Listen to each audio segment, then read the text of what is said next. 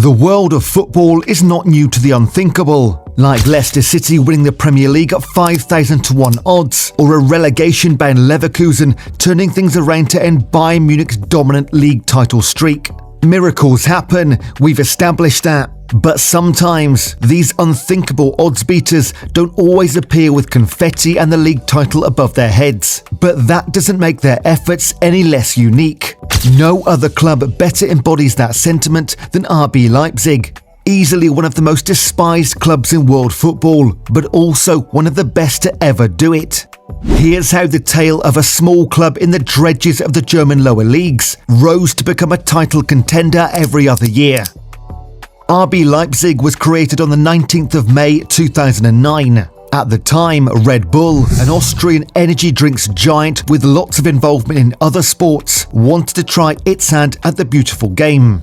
So they decided on the German league, where they found just the right opportunity. A certain club, SSV Markenstadt in the 5th division or Oberliga, was struggling to keep afloat. Red Bull swooped in for a takeover and created a new club from the ashes of an old one.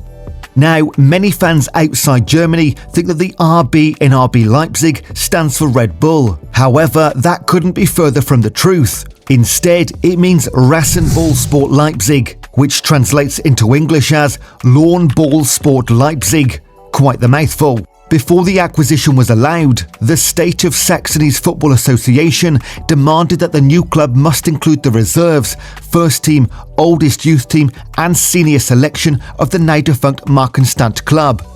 On top of this, it also must include the four most senior teams of the insolvent FC Sachsen Leipzig Youth Academy. After agreeing to these terms and further obligations to grow football in the region from youth to senior level, RB Leipzig got the green light to exist. On the 13th of June 2009, the new club officially got its license to participate in the Oberliga Nordost. This was the start of something new in German football. Fast forward to a month later, and Leipzig played its first official match, participating in the Saxony Cup. They faced off against VfK Blauwey Leipzig on the 31st of July, bagging a 5-0 win in the process. What followed next was a draw in their first league fixture against FC Karl Zeiss Jena 2. By the end of the season, Leipzig had qualified for the Regional Liga. The club chose this moment to replace its first coach, Tino Vogel, with the more experienced Thomas Orel to guarantee Leipzig's success and promotion into the 3rd division. Now, no fairy tale begins or ends without some tragedy or drama. A lot has happened at the new club since its inception, but between 2010 and 2012, a lot more still happened. For one, Leipzig relocated from their original Stadion am Bad, which could hold 5,500 spectators, to their current home at the Red Bull Arena with its 44,000 capacity. Then came the transfers. To survive and succeed in the Regional Liga, the club needed fresh legs with more experience. All these changes were great, but didn't suffice to get them over the line. Leipzig had a decent season and won the Saxony Cup. However, they finished in 4th place, meaning they had to stay in the Regional Liga for a second season. Leipzig switched coaches again, this time appointing Peter Packel to lead the club, despite a fantastic start to the season by Orel, which included a win over Wolfsburg, a Bundesliga side, in the first round of the DFB Cup. However, Packel wasn't the answer because they finished 3rd that season with barely any improvement on the previous campaign. The 2012-13 season was a defining time for RB Leipzig. It set the pace for every success they've enjoyed until now, and it all began with Ralf Rangnick. The former Schalke and Hoffenheim coach was brought in as a director of sports. With his insights, Leipzig replaced Packel with Alexander Zorniger. This was a game changer, as Zorniger clinched the league title with several games to spare. They also claimed the Saxony Cup for the second time in their history. Then came the playoffs, which the club aced, winning a much-deserved promotion into the 3rd division. The following season saw a continuous upward trend for Leipzig. The acquisition of key talents like a young Yusuf Poulsen and Joshua Kimmich showed the club's desire for promotion from the 3rd tier.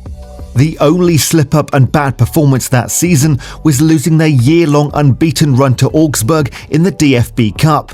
However, that didn't matter since promotion was prioritised over anything else. Leipzig faced and dispatched FC Saarbrücken in the penultimate round of the playoffs to secure their spot in Bundesliga 2. For the next 2 seasons, Leipzig had a repeat of their form in the Regional Liga. They couldn't seem to continue their red-hot form from the 3rd tier. Zorniger would resign eventually, leaving a management gap that none other than Rangnick himself filled. However, the sporting director could only manage a 5th place finish. By the summer of the 2015-16 season, Rangnick applied his insights again, helping the club secure some younger talented players. This proved to be the missing piece, as he led Leipzig to the top of the Bundesliga 2 on their 2nd attempt. RB Leipzig therefore began the 2016-17 campaign in the Bundesliga. It had taken 8 years, but the club had managed something that many other clubs hadn't at the time or have done since. However, the club's chiefs didn't want to rest on their laurels either, because Rangnick gave up the managerial seat afterwards, appointing Ralf Hasenhüttl in his place. This allowed him to retain focus as a sporting director, which could not be more timely. Rangnick was instrumental in the signings of Naby Keita and Timo Werner, who were crucial in helping Leipzig become the best newly promoted club. Leipzig enjoyed a 13-game unbeaten run, landing them at the top of the Bundesliga for 3 match days. By the turn of the winter transfer window, the club added more reinforcements in Dayot Upamecano. Although they soon got knocked out of first place, Leipzig was the 2nd best team to buy in that year. Between 2017 and 2019, the club established itself as more than just a fresh-faced addition to the league. More young talents arrived, like Emil Forsberg, Jean-Kevin Augustin, Ademola Lookman and Bruma. This competition seemed more their pace, so Leipzig naturally had a good time there. First they beat Napoli, then breezed past Zenit St. Petersburg on their way to the finals.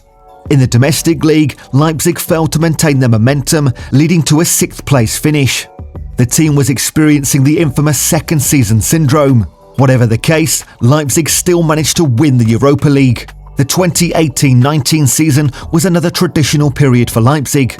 Ralf Hasenhüttl departed the club and Rangnick retook the position as interim while still searching for a successor. He soon found the right man for the job, Hoffenheim coach Julian Nagelsmann. Under Nagelsmann, Leipzig was a different beast. They finished 3rd to return to the Champions League and reached their first ever DFB Cup final, although they'd eventually lose to Bayern. Between 2019 and 2021, Nagelsmann guided Leipzig to the top of the Bundesliga table halfway through the season. He also helped them through their first ever group stage in the Champions League. They dispatched Tottenham in the quarter-finals, but were beaten by Atletico Madrid in the semis.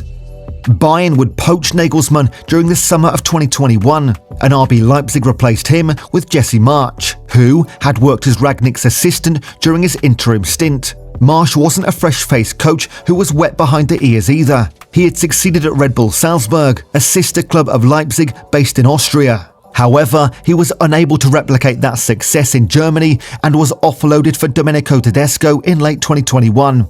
The ex-Schalke man led the fledgling team from mid-table mediocrity to a top 4 finish. Leipzig would also win a major title in the 2022 DFB Cup under Tedesco, their first ever domestic major title. The following season started slowly, with Tedesco shown the door and Marco Rose brought in as his replacement. The new manager inherited a team bustling with talents like Dominik Szoboszlai, Timo Werner, Dani Olmo and Christopher Nkunku. Many stars who helped RB Leipzig maintain their dominant run in the Bundesliga have since departed for greener pastures elsewhere.